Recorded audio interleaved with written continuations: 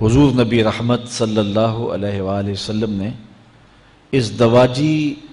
زندگی کے حسن پر کتنی خوبصورت بات ارشاد فرمایا کہ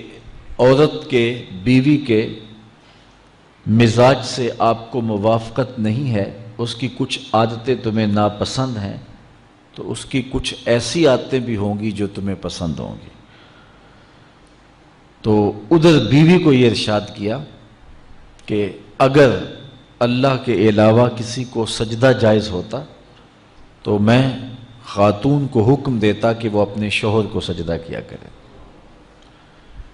اگر خاتون اس کو مد نظر رکھے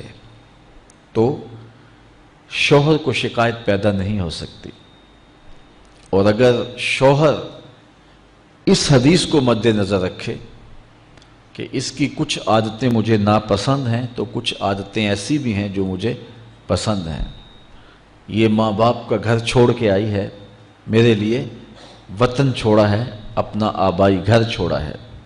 بہن بھائیوں کو چھوڑ کے میرے لیے وقف ہو گئی ہے، تو یہ چیزیں یقیناً مرد کے لیے اس عورت کی محبت کو پیدا کرنے کے لیے کافی ہیں۔ حضور نبی رحمت صلی اللہ علیہ وآلہ وسلم نے یہ بھی ارشاد فرمایا کہ جب کوئی شخص نکاح کرتا ہے تو شیطان واویلا کرتا ہے کہ اس نے اپنے آپ کو مجھ سے بچا لیا، چونکہ شیطان کا بہت بڑا جال یہ ہے کہ وہ ریشمی جال پھینک کے انسانوں کو پھانستا ہے، تو جب کوئی نکاح کرتا ہے تو وہ پریشان ہو جاتا ہے۔ اور ایک حدیث میں یہ بھی ارشاد فرمایا گیا کہ جب کوئی شخص نکاح کرتا ہے اس کے آدھے دین کی حفاظت اللہ نے کر دی، اور باقی آدھے دین کے بارے وہ اللہ سے ڈرے۔ نکاح ایک عہد ہے، ایک پیمان ہے جو زندگی گزارنے کا زوجین کے درمیان ہوتا ہے، اور شریعت اسلامیہ میں النکاح ینعقد بالایجاب والقبول لفظاً بحضور الشاہدین بالغین عاقلین حرین مسلمین، دو عاقل بالغ مرد، آزاد مرد،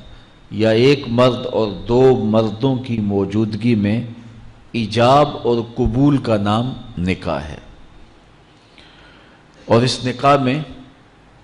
مہر مقرر کیا جائے، اور وہ مہر مرد کی حیثیت کے مطابق ہو۔ ہم شادی میں لاکھوں روپے خرچ کرتے ہیں، لیکن جب مہر کی باری آتی ہے تو اس وقت ہمیں 32 روپے اور 10 آنے یاد ہوتے ہیں، جبکہ اتنے پیسے تو بچہ بھی نہیں لیتا۔ اور یہ مہر حق بدہ ہے، یہ عورت کا حق ہے، تو یہ کشادگی کے ساتھ حق مہر پیش کرنا چاہیے، اور عورت کا حق ہے۔ دو گواہوں کا موجود ہونا، اور پھر نکاح اعلانیہ ہونا چاہیے۔ حضور نے ارشاد فرمایا اعلنوا ھذا النکاح واجعلوہ فی المساجد، کہ نکاح کا اعلان کرو اور اسے مسجدوں میں منعقد کرو۔ نکاح کے اعلان کے جو مقاصد ہیں وہ بچہ جانتا ہے، تاکہ جب زوجین چلیں گے آئیں گے کہیں بیٹھیں گے تو لوگوں کو پتہ ہوگا کہ ان کا نکاح ہوا ہے، کوئی شک کی نظر سے نہیں دیکھ سکے گا۔ اور دوسرا ارشاد فرمایا اس کو مسجدوں کے اندر منعقد کرو،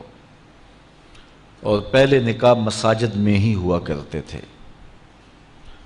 لیکن پھر جوں مرور زمانہ کے ساتھ تبدیلیاں آئیں